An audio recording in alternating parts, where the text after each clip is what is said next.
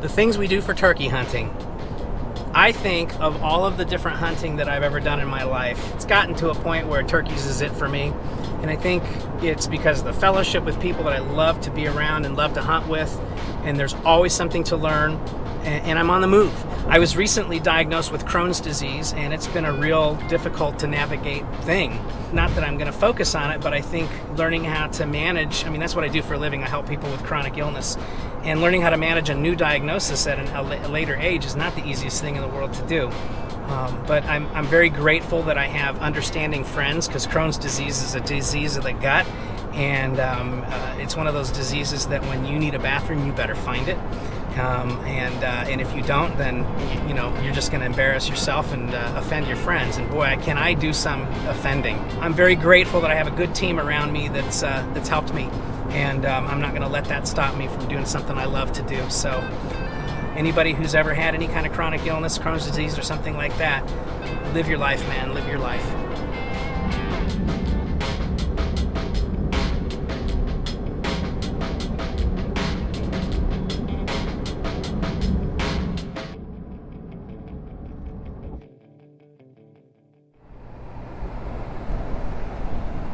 Season 2 opening day.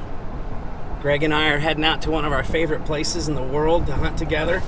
Just having watched the shows the last few weeks, seeing that the gobblers are reacting to strutters and male decoys, but that's where we're going to start this morning. Sweet 16.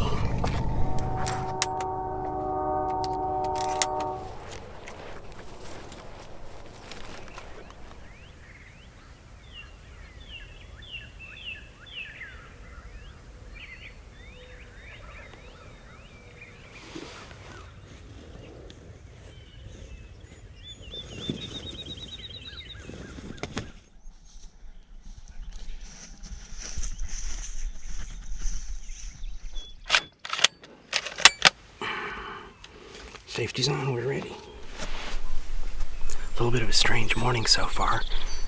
We got out here and went to listen for birds, and of course very few gobbles, and the ones that we heard were quite far off on both directions. So what we decided to do is set up on this ridge and basically deer hunt, so to speak. We're going to wait it out. It's been a long time since we've heard it so quiet in here. Usually there are birds roosted right in front of us. We know birds like to come up here, so we have some history with that. Other than that, it's just going to be a waiting game and enjoy an absolutely stunning, gorgeous sunrise.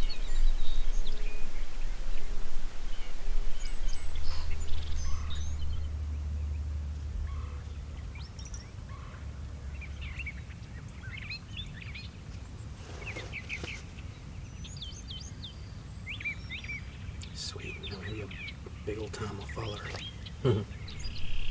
So we're watching these deer, and one was looking back out, so we figured he was either looking at a doe or something, and sure enough, our first turkey, little hen, popped out, and we're watching her right now. So this could be one of those days where it's like a switch. It's been a very odd day up here as far as gobbles are concerned.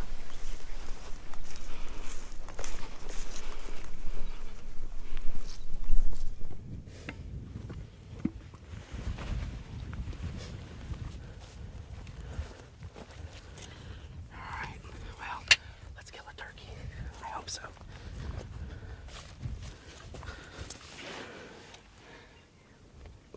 11:45, and we're set up here. So it's the middle of the day, and we were actually on the north end of this pasture to start with, and we heard a gobble. So we located him, and we went after him, and we boogered him. So as a result of that, we just decided we're done there. We also had some gobbling here on the south side this morning, so we thought we'll just come on up here. And historically, in the evenings or late afternoons, birds come through this area, and especially through this open gate that we ended up setting right up at. As we're waiting here, I'm going to tell you a little bit about this shotgun. The Browning Auto 5 Sweet 16 was the very first shotgun I ever shot when I was a kid. My dad's best friend was a World War II vet, and that's all he ever hunted with. He hunted birds, he hunted quail, he hunted grouse, he hunted turkeys, and he hunted deer with the same gun. So this was an homage to him. And this barrel actually moves, and that's part of the whole action of the gun, and that's part of how everything worked semi-automatically. When Jonathan Moses Browning did the original Auto 5 back in the 1800s, it was a real revolutionary gun. And so I'm just really fond of these older guns, and especially fond of the Auto 5. So when I got it, I took everything out, took everything apart, just completely disassembled it, and there's some really good videos from Art's Gun Shop that help you do that. And then I wanted the red dot scope. I just was so in love with my red dot scope from last year. So I got set up with the S1, which actually sets up on the rail of the shotgun. So if you look here, it's actually on this rail. And I actually had several people ask me, with the way that the Browning action is, because the barrel actually moves. Listening for a gobble.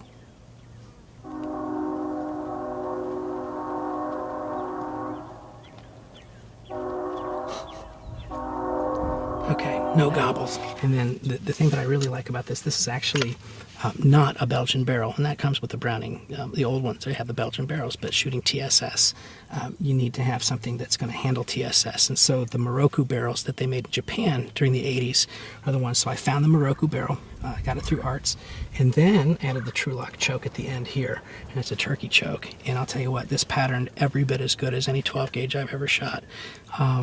I mean, I think my Beretta probably only goes about 10 or 15 yards even better as far as a pattern is concerned with the Apex TSS ammo. So really, really, really cool gun. So hopefully it'll do the job today. This barrel actually moves with the gun, and that's part of what makes the semi-automatic nature work. It pops a shell in, pops the shell out first, and then pops the new shell in, and everything cycles good. And again, a couple people have asked me if this scope fits on there and does well, and it does. It's just been fantastic. I've shot many shots through that, and this thing has not moved off of zero at all. And then the actual wood on this thing, when I first got it, yeah, I've already gouged a little bit from falling today, but I don't buy guns to look at them, I buy them to shoot. But the bottom line is that the wood is just a good solid piece of wood, not typical of 1962 Browning. So this is probably not an original piece of wood, but I'm not too worried about that because it looks beautiful, it shoots beautiful, and hopefully it'll do its job today if we get lucky.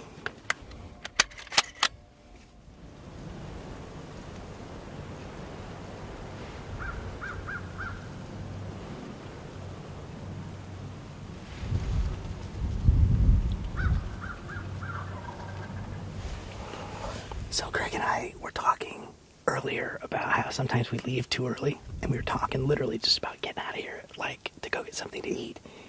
We said, let's wait 5 minutes, and I'm not kidding you, within the last 5 minutes we just heard a gobble, not far behind us. So I don't know if we're going to have to get really set up or anything like that, but do you want to turn around and see if you can see him? I mean, it sounds like he's just right down there, you know what I mean? Medium loud sequence. Yeah.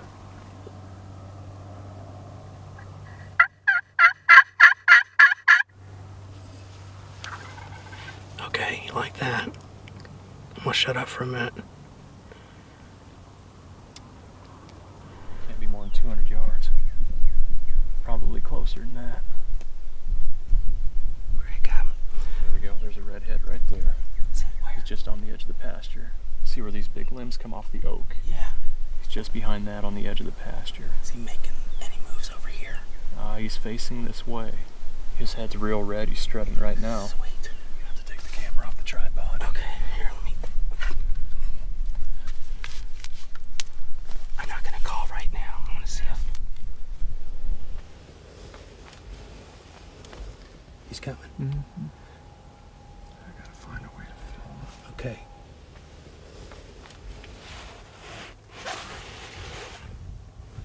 GoPros are rolling.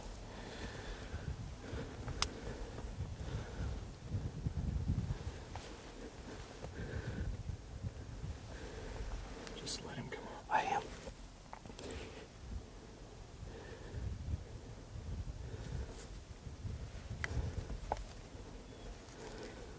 Tell me when. I'm on him. Okay. So am I. I'm gonna lose him here in a second.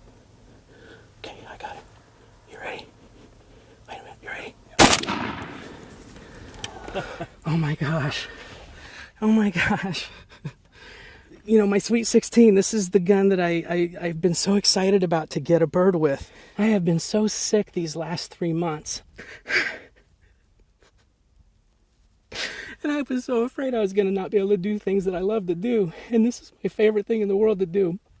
And I've been thinking about this because all the stuff that I've been able to do with the hunting public and the music that I've been able to write for them, it's driven me, it's charged me, it's helped me get through those days and nights when I was so incontinent and feeling terrible. Thank you. Thank you, Greg. Man, this is the coolest thing in the world. Good job, Jim. Thank you. Awesome. Thank you. I can't believe this.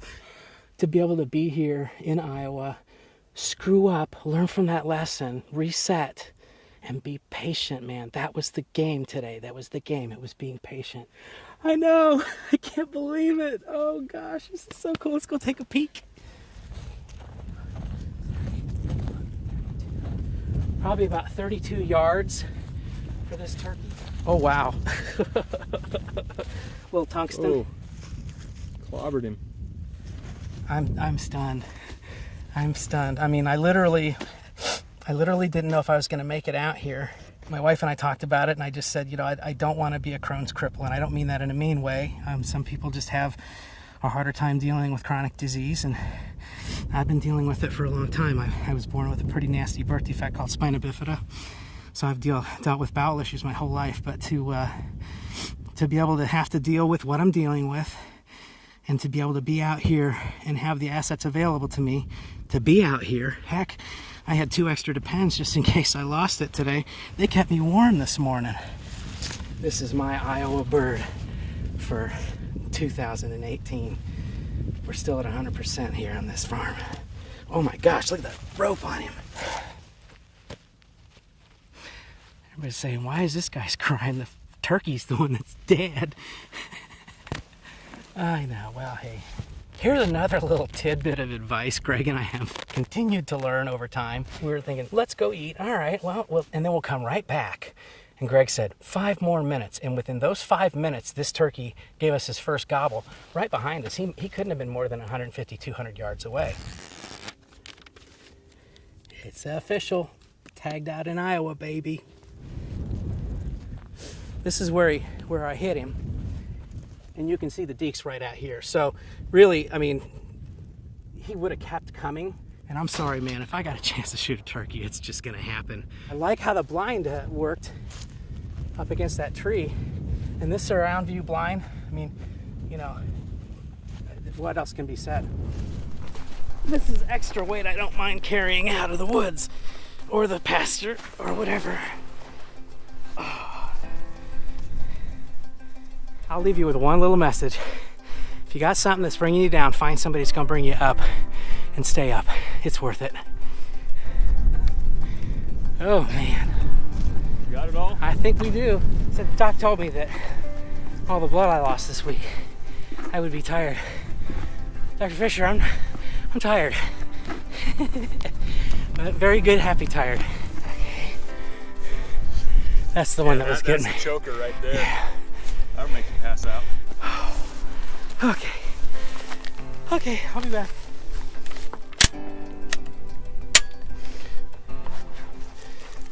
Come to Iowa with 5 shells. Leave Iowa with 4. Tungsten. Just sounds cool, tungsten.